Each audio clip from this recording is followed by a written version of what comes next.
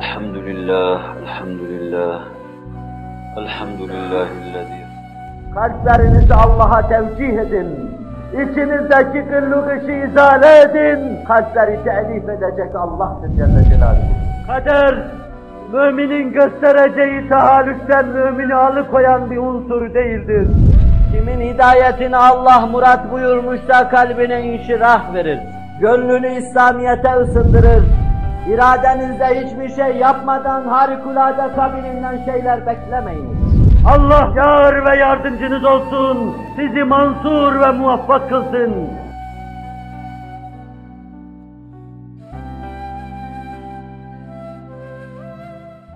Muhterem Müslümanlar, irade ve meşiyet muvazenesinin kavrandığı devirlerde, anlaşıldığı zamanlarda muvazeneli cemaatler insanlık için muvazene unsuru olabilmişlerdir. Bu vadide muvazene bozulunca, beşer bu vadide muvazeneyi kaçırınca, muvazene unsuru olması beklenen cemaatler, muvazene unsuru olamaz hale gelmişlerdir. İnsan kendi kendini nefretmeyecek. Allah'ın verdiği şeyleri kabul etme, itiraf etme, söylemeyi, onun verdiği nimetleri söyleme babından tahsis nimet olarak söyleyecek, kabullenecek ve iman edecek. Fakat bunun yanında katiyen bilecektir. İşleri yapan, eden, satan, muvaffakiyet veren veya mağlubiyeti yaratan sadece ve sadece Allah'tır Celle Celaluhu. Bu anlayıştır ki kırık döküklüğe veçe vermiş. Bu anlayıştır ki kırık döküklerin elinden tutmuş, onları başlara tac yapmış. Bu anlayıştır ki en ölü ruhlarda en canlı milletleri yaratmış. Bu anlayıştır ki geceyi gündüz kılmış. Bu anlayış insanlığın çok karanlık olduğu bir devirde cennet asa bir bahar meydana getirmiştir. Resul-i Ekrem sallallahu aleyhi ve sellem Allah'ın kendisine talim ettiği muvazene aletleri, muvazene ölçüleriyle zuhur ettiği zaman insanlık canavarlardan daha canavar, vahşilerden daha vahşiydi. Diğer gamlı o türlü cemaatin içinde düşünmek mümkün değildi. Hodgam mı hodgam, beddin mi beddin, karamsar mı karamsar, bütün insanlık. İnsanlık adına, insanlığın ayakta durması, yaşaması adına, onu ayağa kaldırma adına ne varsa hepsi yıkılmış. Bu onun yerine gittiği ne varsa hepsi hüküm fermayıdır. İşte böyle bir devirde Resul-i Ekrem sallallahu aleyhi ve sellem zuhur etti. Değil bir cemaat kurmak, cemaatlerin başına sarıp bir vahdet temin etmek. وَلَوْ شَاءَ رَبُّكَ لَجَعَلَهُمْ اُمَّةً وَاحِدَةً düsturunu tahakkuk ettirmek. Bir milleti vahide meydana getirmek. Bütün milletler o milleti vahidenin gölgesi ve zilli altında şekillendirmek, biçimlendirmek. İki kişiyi bir araya getirmek, iki kişiden müteşekkir bir vahdet kurmak dahi mümkün değildir. Allah Resulü sallallahu aleyhi ve sellem Medine'ye teşrif ettiği dönemlerde Hudeyr gibi, Ubade gibi, Muaz gibi bu as vakalarının silip süpürüp götürdüğü canavarca birbirlerine düşkün kimseler yıkılmış gitmiş, arkada bir sürü kin, vahşet ve denaat bırakmıştır. Bunun bir yönü rahmettir. Bu yaşlı insanlar, Evs ve Hazreç'in yaşlıları, bu as vakalarının kahramanları, birbirlerini yiyip durdukları bir dönemde Resul-i Ekrem oraya teşrif etseydi, ona karşı da mukabele edeceklerdi. Kader silip süpürüp götürmüştü, küfrü içinde rüsuh bulmuş bu insanları. Onların yerine taze çocuklarını bırakmıştı. Ama bunları bir araya getirmek, bir vahdet teşkil etmek mümkün değildi. İşte bir minnet sadedinde Kur'an-ı Kerim bunu anlatıyor. Bunu anlatırken meşiyet-i ilahiyeye dikkatinizi çekiyor. aranızdaki iftiraktan şikayet ediyorsanız, asanın parçalanmasından şikayette bulunuyorsanız, cemaatteki teşettüt-ü aradan şikayet ediyorsanız, bunu giderecek yalnız ve yalnız Allah'tır Celle Celaluhu. Üseyd İbni Hudeyr ile Sa'd İbni Ubade'yi bir araya getirmek mümkün değildi. Eşhel oğullarıyla Sa'd İbni Muaz'ı bir araya getirmek mümkün değildi. Bunlar birbirlerine canavar gibi bakıyor. Bir canavarın yaptığı muameleyi yapıyorlardı. Kur'an minnetini ifade ediyor.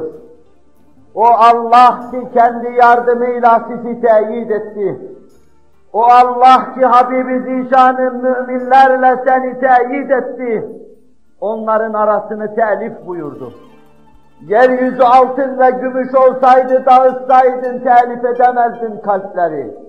Allah'tır ki insanların arasını telif etti, kardeşlik meydana getirdi. O diledi de oldu. Kalplerinize mürüvvet verdi. İnsanlık duygusu verdi, anlayış verdi, incelik verdi. Vahdet temin ve tesis etti. Bırakın boş kavgaları.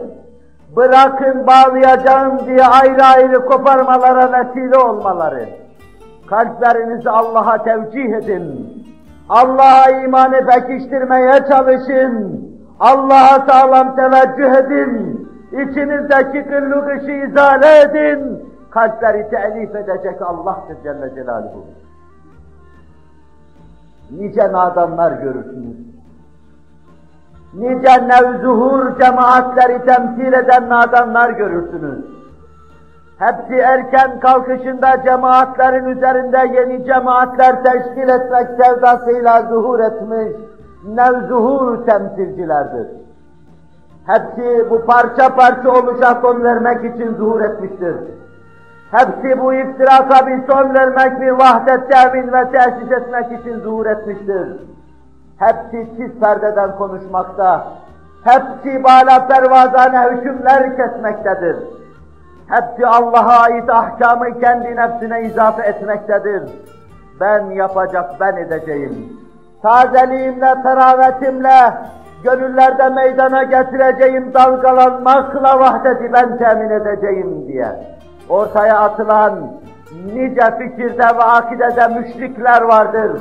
İslam adına telifçi hüviyetle zuhur etmiş şu garipler cihanının ve dünyasının garip mahlukları. Çok basit bir şey vardır yapılması gereken. Onu yapacakları yerde çok sert ve çetin yollara sapmışlardır. Şeriat ve sahibi şeriatı bilmediklerinden. Allah'ı ve Allah'ın ahkamı bilemediklerinden. Bıraksınlar birleştirme ameliyatını, o Allah'a ait bir iştir. Bıraksınlar insanları bir araya getirme sevdasını, o Allah'a ait bir iştir. Dışlarıyla içleri arasında vahdet kurmaya baksınlar. İç dış bütünlüğüne varmaya baksınlar. Nifaktan kurtulmaya baksınlar. Alem içinde nasıllar, gecenin karanlığında öyle olmaya çalışsınlar. Gecenin siyah zülüfleri üzerinde bin feryat emekleyen insanlar haline gelsinler. Kalpleri Allah telif edecektir. O vahşet devrine Allah böyle son verdi. Vahşet devrine son verişini minnet olarak Resul-i Ekrem sallallahu aleyhi ve sellem ve sahabe-i kiramın yüzüne vurdu Allah Celle Celaluhu. Yeryüzü hazine olsaydı, infak etseydin, kalpleri telif edemeyecektin. Mümkün değildi. Kılıçların kınına girdiği tek gün yoktu. Semada kılıçların kavis çizmediği tek gün yoktu. Yüzlerce insanın ölmediği tek sene yoktu. Bununla beraber bakın nasıl vahdet meydana getirdi Allah. Nasıl telif etti aralarını Allah Celle Celaluhu. Resul-i Ekrem sallallahu aleyhi ve sellem onların arasını telif etmek için muhakkak ki gayret sarf etti.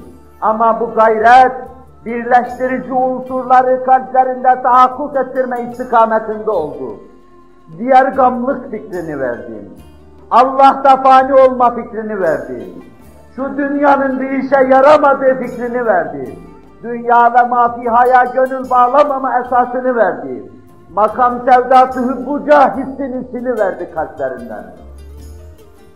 O hale geldiler ki dinlediğimiz şey. Aralarında kardeşlik kurdu. Hazreti Hamza'yı birisiyle kardeş yaptı. Ali'yi birisiyle kardeş yaptı. Ömer'i birisiyle kardeş yaptı. Ebu Bekir'i birisiyle kardeş yaptı.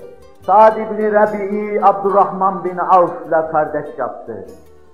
Biri Mekke'nin teçesini berrak simasında taşıyan, öbürü Medine'nin nuruyla münevver bir vecih taşıyan iki şerefli sahabi. Biri Uhud'da Allah Resulü'nün uğrunda şehit olacak. Yüzünü Uhud'a doğru çevirecek. Kendisinden durumu soran Muhammed İbni Mesleme'ye Allah'a kasem ederim ki Uhud'un verasından burcu burcu cennetin kokusu geliyor diyen Sa'd ibn Rabi. Resul-i Ekrem'e selam söyle, Uhud'un verasından cennetin kokusunu duyuyorum. Cemaatıma da selam söyle. Bütün Ansar'a selam söyle. Ramak canları kaldığı müddetçe Resul-i Ekrem'e bir zarar gelirse Allah onları affetmez. Bunu da onlara duyur. Ve gidiyor bu göz yaşartıcı tabloyu Resul-i Ekrem'e naklediyordu. Öbürü de Uhud'da kaybettiği bir uzvunu hayatının sonuna kadar halka gösterip iftihar eden Abdurrahman bin Avf idi. Mekke'de her şeyini bırakmış Medine'ye hicret etmişti. İki şanlı, başı Everest tepesi kadar yüce ve dumanlı bu iki sahabeyi bir araya getirmiş, bağlamıştı. Nasıl diğer gamlık duygu ve düşüncesini içlerine koymuş idiyse bilemiyoruz. Öyle bir hale gelmişlerdi ki, bir evin iki odasının birinde muhacir, birinde ansar oturuyordu. Bir hücresinde onun kadınları, bir hücresinde çocukları oturuyordu. Ve bir gün muhacir kardeşinin elinden tuttu. Bu şerefli sahabi Sa'd ibn Rabi muhacir kardeşinin elinden tuttu. İki hanımının bulunduğu hücreye götürdü. Elini kaldırdı ve hanımlarını gösterdi.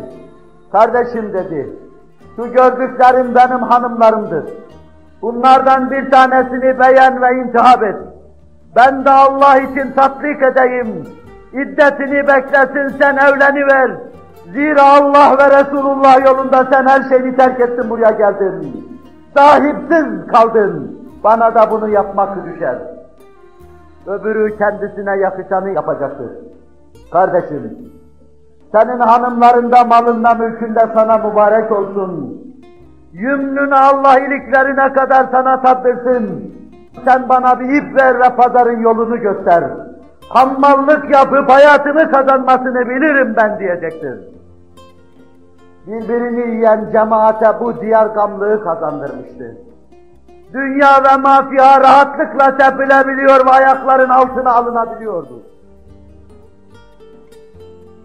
Birbirine zıt iki cemaat, gece gündüz gibi zıt, buz ve ateş gibi zıt iki cemaat, birbirlerini gördükleri zaman birbirine giren iki cemaat, hele Mekkeli'yi hiç affetmeyen, hele Mekkeli'yle hiç anlaşmayı düşünmeyen Medine cemaati, öylesine iç içe girmiş, kaynamış, Resul-i Ekrem'in potasında erimiş ve yok olmuşlardı ki, mazi yazarları şu tabloyu bize naklediyorlar. Resul-i Ekrem hicretin ilk senelerinde, Saadet Mescidinde, Saadet asrında, Saadet insanı olarak, Saadet gamzeden nafiyeler içinde oturuyordu. Bir aralık muhacir-i kiram içeriye girdiler. Nurani bir cemaat, 2 sene evvel Mekke'de aile efradını terk eden cemaattı. Henüz maddi perişaniyeti sırtlarından atamamış, muhacir kardeşlerinin bağ ve bahçelerinde hayat mücadelesi veriyor. Onların evlerinde ve izbelerinde yaşıyor. Müslümanlık için can siperhane kavgalarını yapmaya çalışıyorlar. İçeri giren ilk cemaat muhacirin kiramdı. Allah'ım bizi onlara bağlılık içinde yaşat, onlar gibi yaşat, onlar gibi öldür, onlar gibi haşmet. Bez kırdılar, yakışır temennayı çektiler. selam durup Resul-i Ekrem Aleyhisselatü Vesselam'ın huzurunda ferman beklediler. Ne istiyorsunuz? Ya Resulallah, Ansar kardeşlerimizin yaptığı iyilikler karşısında, yaptıkları cemileler, atiyeler karşısında mahcup olur hale geldik. Ya Resulallah, biz Allah ve Resulullah için mi hicret ettik? Yoksa Ansar kardeşlerimizin yardımına mazhar olmak, onlardan iltifat görmek için mi hicret ettik? Ya Resulallah, bizi bu bardan kurtar. Ya Resulallah, konuş kardeşlerimizle. Müsaade etsinler. Evlerinde yatmada bizi bağışlasınlar. Bağ ve bahçelerinde onlarla beraber olma hususunda bizi bağışlasınlar. Hayat mücadelesini kendi kendimize verelim. Bu minnetten kurtulalım. Senin için yaptığımız şeyi dünyada yiyip bitirmiş olmayayım ya Resulallah. اَذْهَبْتُمْ طَيِّبَاتِكُمْ فِي حَيَاتِكُمُ الدُّنْيَا tokadını yemeyelim ya Resulallah. Bütün iyilikleri dünyada bitirmeyelim ya Resulallah. Resul-i Ekrem ulak gönderdi. Yığın Ansar Mescid-i Nebevi'de toplanmaya başladılar. Ne ferman dinleyeceklerini bilemiyorlardı. Bir beşaret için çağrıldıklarını zannediyorlardı. Halbuki onların kalbini kırmış, başında şimşekler çakıyor gibi bir hadise olmuştu. Bakın ki muhacir kardeşlerimiz ne istiyorlar?